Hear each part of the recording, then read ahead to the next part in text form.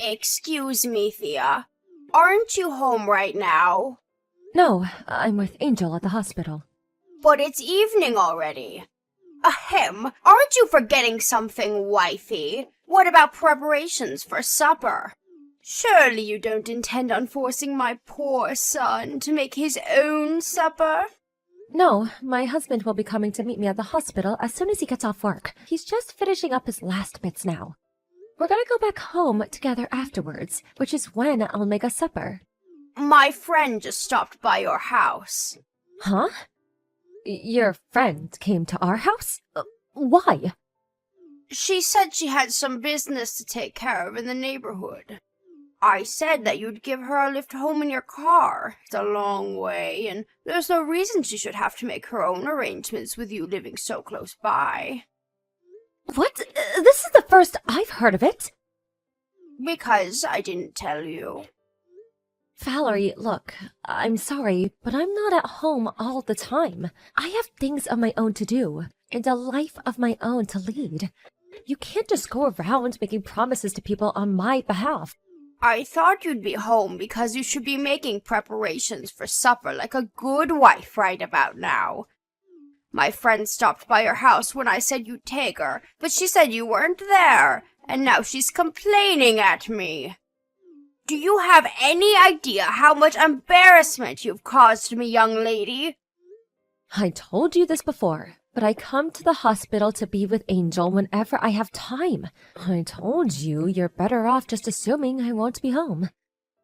Please stop making promises on my behalf. If anything, being at home is the exception these days. Dearie me, you really are spoiling that girl. Angel's going to grow up to have terrible manners and a poor work ethic if you're not careful. Just because she's ill doesn't mean you have to go to the hospital to see her every single day. She needs to learn what it means to be independent. She's a little girl. Besides, I have no idea whether her condition will deteriorate in the future. Any time I get to spend with her is valuable. Please don't say such awful things about your granddaughter. What are you so worried about? She's been sickly since she was born. This is hardly anything new. The doctors have made it abundantly clear that she isn't going to live that long. You'd think you'd have to come to terms with it by now. Is that why you think I shouldn't go and see her? That's not what I'm saying. Stop being overly dramatic and trying to paint me as some cruel, heartless villain. I'm just saying you don't have to base your entire life and every decision you make around her. You should be more considerate towards what the other people in your life want, like me. What's the point in you having a car if you only use it to go to and from the hospital? The least you could do is take me on holiday to a hot spring resort, or to the theater, or to the beach from time to time. I'm devoting all of the time I can to Angel right now. My husband's with me on this one. Is he really? I wonder. He knows that no matter what he says or does, you'll only ignore him and spend all your time with the girl. Are you sure he isn't just going along with it because he knows how stubborn you are and he's afraid how you might react? Absolutely not! How could you even suggest that? Angel's the most important thing to both of us. She's our #1 priority. My God, you really are stubborn, young lady. Angel's a girl. What sense is there in wasting your time waiting hand and foot on her like she's some princess? What does her gender have to do with anything? Everything! At least if she was a boy, you could raise her as the successor to my son's company. Hopefully you'll fulfill your duty as a wife and provide me with a grandson before long. I'm sorry, Valerie, but to be honest with you, that's the last thing on my mind right now. I'm gonna go help the nurses with Angel's dinner now, so if you excuse me, I have to go. No, you excuse me, young lady. I am not done speaking with you. Don't you dare. My friends are going to the mall this week, and I want to go with them. There's a new clothes shop I want to check out. I will not be the odd one out of my friend group, so be a darling and come pick me up. I'll let you make up for not taking my friend home today, because I'm kind like that. So what do you say? I told you I can't. Please use the bus or the train like everyone else. I have no intention of leaving Angel's side. Thea, listen to this. You're never going to believe it. My favorite singer, Lady Gugu, is performing in Peepsville next week. You know, the next town on from ours. Apparently, she's holding a huge concert out on the field of a local business faculty. You'll be a darling and take me, won't you? Valerie, I know David told you about how Angel's health is taking a turn for the worse lately. Why would you ask me this? Yes, he said she could die at any moment. So what? Oh my god. How could you say that? Are you seriously asking me to take you to some stupid concert even though you know how things are with her? It's next week, so you have plenty of time to make arrangements. And Lady Gugu is not stupid. How dare you? Stop being awkward, young lady. It's not like I'm asking you to drop everything on the spot and pick me up right now, is it? Jeez, lighten up. Even so, I don't think it's appropriate for you to ask me this now. So when will it be appropriate? Am I just supposed to wait around forever while life passes me by? How many times have the doctors told you Angel's in a bad way by now? I lost count. I'm sure she'll be back to normal within 2 or 3 days. We don't know whether she will or she won't. That's the point. Would you just stop this already? I'm stressed out enough as it is. Wow. Why do I have to take this from you? Why are you getting mad at me all of a sudden? You have severe attitude problems, young lady. Because this isn't the kind of thing you ask someone when their daughter is in the hospital bed and might not make it. Me and David have been sleeping by her bedside at the hospital all week. Not my problem. What does any of this have to do with me? Angel's your granddaughter. What good is a sickly little girl who lives in a hospital bed to me? It's been too long since I met her. I don't even remember what she looks like. With this sorry state of affairs, I may as well not even have any grandchildren. Anyway, you'll be a darling and take me to the concert, won't you? Mildred from next door said she wants to come too, so make sure you clean the car out first. I don't want you embarrassing me by having it full of empty sweet wrappers. How many times do I have to say it? I can't take you. Then how am I supposed to get there? I can't go to Peepsville without a car. It's just too far. The trains don't go there, and the bus is for peasants. You can't seriously expect me to associate with the lower orders. My husband said he can't possibly take me and refused flat out. You're the only one I have left to rely on. You'll be a darling and take me, won't you, sweetie? I can't possibly take you either. Ugh, stop it with this petulant stubbornness. All you have to do is drop me off at the venue and pick me up when it's over. Even if I did get on the bus with the filthy common folk, the timetable is awkward and I'd be stood waiting around outside the concert for hours. That's not my concern. Figure it out yourself. You are the most useless human being I've ever encountered in all of my years. Ugh! I wish my son never married you to begin with. What good are you? What purpose do you serve? You're useless! I'm a mother before I'm a wife. What would you have done if David had fallen seriously ill when he was young? Surely you'd have done whatever you could to be by his side as much as possible. Yes, I suppose I probably would. Because he's my son and the successor to the family name.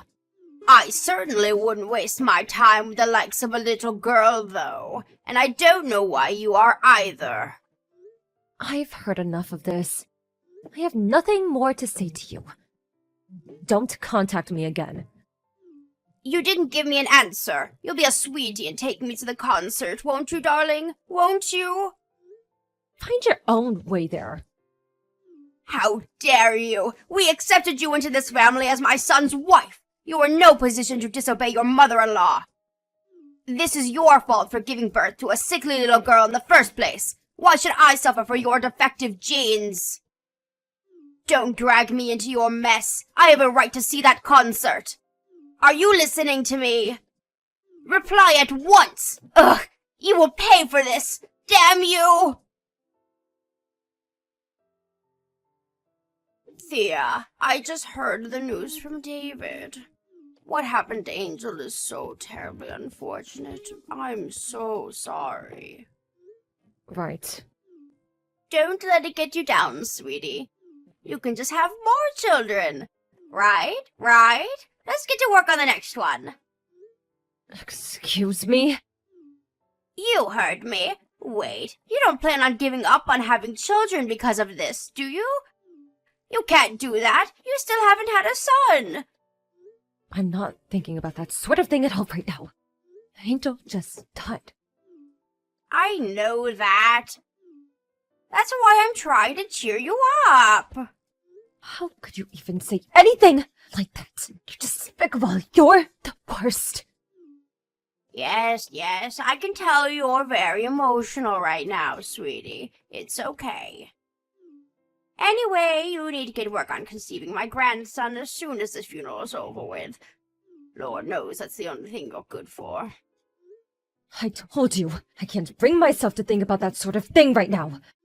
The funeral isn't even over yet. Duh, I know that, moron.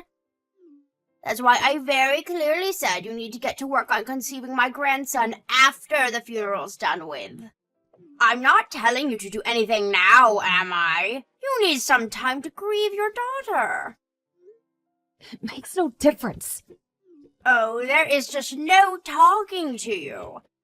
Why is everyone being so depressing about this? You think Angel would want you to be all gloomy and miserable? I won't be wasting my time by going to the funeral or the cremation. If this is your attitude, I have no interest in associating with you. You're rude, you're disrespectful, you're insolent, and you're just downright unpleasant. I'm ashamed to call you my daughter-in-law. I see. You've made how you feel towards me very clear. If you find me that pleasant, I'd rather you didn't come to the funeral. These last few years have been so difficult for me because of that sickly daughter of yours. Angel this, Angel that. She practically had the whole family under her spell. She even stole my own husband and my son. Neither of them ever had the time of day for me where she was concerned. And obviously you were never willing to help me with anything. You wouldn't take me to see my friends, you wouldn't take me shopping or out on day trips. You all neglected me for that damned kid. Not a single good thing has happened to me these last few years, and it's all because of her. At least now with her gone, you might finally start helping me out when I ask for favors. I have to get ready for the wake now. Goodbye. Oh, no, you don't. Hold your horses, young lady. Why? Do you accept that this is all your fault? If you'd have just given birth to a healthy child in the first place, none of this would be happening. Wow. You think I didn't want my child to be healthy? I already blame myself enough for what happened without you twisting the knife. Oh, you do have some self-awareness then. Color me surprised. Just make sure it doesn't happen again. This family's been through enough because of you. Why don't you just try producing a healthy child next time? You're evil. Pure evil. It's the only way I can explain how you could say such horrible things. Excuse me? Did I say something bad? You better not come to the funeral. I mean it. I told you, I don't want to. I wouldn't come if you paid me. Why would I? It's not like I have any positive memories of Angel. Oh, silly me, I almost forgot. Lady Gugu's concert is tomorrow. Albert's wife is going to be taking us. I'll have to start getting ready. I'll probably sleep like a baby now, knowing that all my worries are a thing of the past. Isn't that just so sweet of Albert's wife? At least some wives are nice. It's nice to know not everyone's as useless as you. It's been a while, Thea. Yes, it has. Can't you even say hello to your mother-in-law properly? You're not still down in the dumps over what happened, are you? Her funeral was a whole month ago now, sweetie. It's time to move on. You can't dwell on the past forever. It's not what you'd want.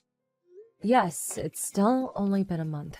Her body's still barely cold, and you dare tell me to move on? Stop being so dramatic. Surely you're at least feeling a little more level-headed than you were immediately after it happened. I hope you are, because it's time to get to work soon. I do hope you won't let me down again. Good luck, sweetie. I have absolute faith in you. What are you talking about? My grandson. Hurry up and show me my delightful grandson's cute face. Angel was never your grandchild as far as you were concerned, was she? Obviously not. Not only was she terribly sickly and frail, but she lived in the hospital, and that's not even to mention the gender. To be frank, I considered her to be unrelated to me from the moment I learned she was a girl. Anyway, forget all that. It's time for you to start focusing on popping out the next one, young lady. Make sure it's a boy this time, no matter what. There are some things you just don't say. You have no idea what it means to be a decent human being, do you? Part of me didn't want to accept that my husband's own mother could be such a despicable piece of crap, but there's no denying it. You're beyond saving. Excuse me? You still didn't notice, did you? No one wants anything to do with you anymore. When's the last time you saw your husband? Huh? Now that you mention it, I haven't seen much of him at all over the last few days. He said he wouldn't be home for a while because he's busy with work. He's still not home, is he? So what? We all go through busy periods. If he has work, he has work. It can't be helped. He always did go away on business a lot. I'm used to it. What are you getting at here? It's not unusual for him to be out of the house for days and weeks at a time. Your husband left you. He's currently making preparations to divorce you. What are you talking about? That's crazy talk. You're twisted. Don't even joke about that kind of thing, young lady. It's the truth. He gave me permission to tell you everything I'm telling you now. Why on earth would my husband divorce me? We've been together for 30 years, I'll have you know. 30 years! That's nearly longer than you've existed, you little witch! Why? Because of your attitude towards Angel. You refused to have anything to do with your own granddaughter purely due to the fact that she was a girl. You made fun of her for being weak and sickly. You refused to visit her in the hospital even once before she died. You didn't even go to her frickin' funeral. He just couldn't overlook the way you acted towards her, no matter how hard he tried. Why would my husband divorce me over the girl? It was hardly my fault she was so weak and sickly, was it? This is exactly the kind of attitude he couldn't tolerate. Your husband loved Angel more than anything. He spoiled her rotten, was always coming over for visits and buying her gifts. He warned you about the way you were acting countless times. He wanted you to change. I was even there when he did it sometimes. Please, won't you just speak a little more respectfully towards your granddaughter? He tried, but it was useless. What are you saying? That I should love my grandchildren no matter what? It's hardly my fault she was so unlikable. Why should I be punished? I'm not necessarily saying you had to love her unconditionally. But it would have been nice if you at least didn't pick on and make fun of her for having an illness. Or make mean-spirited, disparaging comments about her whenever you felt like it, when you knew full well that she could hear you. You're free to think what you'd like to think about people within the confines of your own mind. That doesn't mean you have to say every little nasty remark that pops into your head when you know damn well no one wants to hear it. I can't help being honest. I say what's on my mind. What's the problem with that? The fact that you don't even seem to understand why everyone's sick of you probably has something to do with why you're being divorced. Me, David, your husband, none of us want anything to do with you ever again. We're cutting you out of our lives forever. What does my son David have to do with this? He was Angel's dad. We all loved that girl. You don't have a single ally in this family anymore. You've burned all of your bridges beyond repair. Never contact any of us again. Wait a sec. Hold your horses, young lady. My husband isn't answering my calls. What on earth is going on? I'm getting nothing but voicemail. That's because he blocked you. He told me to tell you you'll be hearing from his lawyer once he's done finalizing the divorce procedures. Come to think of it, David hasn't been responding to me lately either. What exactly is going on here? He hasn't been ignoring me the whole time too, has he? Yes, I was also considering blocking you myself. But I couldn't resist the urge to be the one to tell you about your family abandoning you. I can't deny that this all has been very satisfying. I'm glad I didn't block you. I also wanted to let you know that this is all 100% your own fault. I'll never forget how you were absurd and victimized me. Thea, please, wait, this is all going too far. Just hang on a moment. I'm sorry, please. Will you tell my husband and son I apologized? Tell them to unblock me. I'm begging you. Like hell I'm telling them that. Anyway, even if I did tell them, it wouldn't change anything. They didn't block you because I told them to. They blocked you because you're toxic and poisonous, because you're evil, malicious, and mean-spirited. If there's something you desperately need to say, I suggest you tell it to the lawyer your husband hired. Oh, no, you don't. I won't speak to my own husband through a damn lawyer. Let's all discuss this together as a family. Family? Oh, that's funny. You seem to be making a misunderstanding. Because not a single one of us thinks of you as family anymore. Stop speaking to me like that. I am your mother-in-law. That still makes me your mother, young lady. I never thought of you as my mother-in-law, even from the beginning. What? I mean, come on, why would I? The bullying started as soon as I married David and we moved in together. You mocked and ridiculed me. You insulted my daughter because she was born with an illness. You looked down on both of us. You made me feel worthless for not giving you a grandson. In-law or not, someone who treats me and my family like that is no mother of mine. That's fine by me, though. After all, you never acknowledged Angel as your granddaughter, did you? Why should I acknowledge you as my mother-in-law? I'm free to think what I like of you. Thea, I'm so sorry. I can't apologize enough for my horrible attitude towards Angel, really. I feel terrible about everything. Too little too late. Angel's never coming back.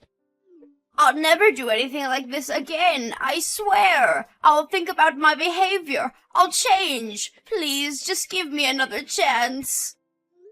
You're free to think about your behavior and change. And honestly, I hope you do. But you're not getting another chance. We mean it when we say we're washing our hands of you. You're not our problem anymore. I hope you use this as a lesson and become a better person. How am I supposed to live without my family? My husband's divorcing me. And my David cutting me out of his life forever. Oh, the horror. I can't do this, Thea. Please, I'm old and frail. Please don't do this to me. I'm begging you, Thea. I'll do anything. Help me. I'll do anything. If you'll really do anything, then forget about us and leave us in peace and lead our lives without you. You don't deserve our help, and you're not getting it, so just give up. You're nothing but a stranger to us now. Valerie's husband made it clear he wanted to divorce her. But being as stubborn as ever, she refused to meet him halfway, and he was left no choice but to take her to divorce court. Now, this is quite ironic for someone who has harped on so much about womanly duties, but apparently she never did the housework and she was always out drinking with her friends. And made all kinds of hurtful remarks that led to pretty significant deterioration in his mental state. Sounds like divorce had just been a long time coming. Eventually, the judge deemed her to be at fault, and her husband's case was acknowledged. With that, she has no choice but to go through with the divorce. Last I heard, she was living alone at the house she was awarded as part of the alimony while looking for work to support herself. As far as I know, she never had a job in her life, so things could get difficult for her. David and his dad told the whole family about her behavior, and when word made its way to her group of friends, she became a sociopath. And now, she doesn't have a soul to rely on in the world. It's amazing how quickly rumors spread, and a little while, the tale of the wicked stepmother was all you'd hear about at family gatherings. I'm just relieved it's a story we can reminisce over, because when it was really happening, it was hell. With no means to support herself and no marketable skills to speak of, we don't know how she intends to support herself alone from here on out. But to be honest, we don't care. She isn't our problem anymore. No matter how hard life is for her now, no matter how much she struggles, and no matter how much she begs us, we won't be lifting a finger to help her.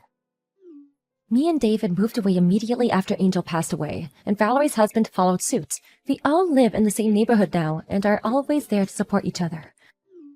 But she didn't just leave me with sadness. She also filled my heart with beautiful, joy-filled memories, which I'll cherish and hold dear forever, until it's my last time to join her. I want to start thinking positively about the future now.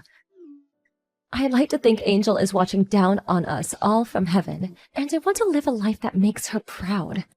As anyone who's experienced the pain of losing a child knows, it never gets easier. But me and David are committed to overcoming our struggles and carving out a life filled with love and happiness.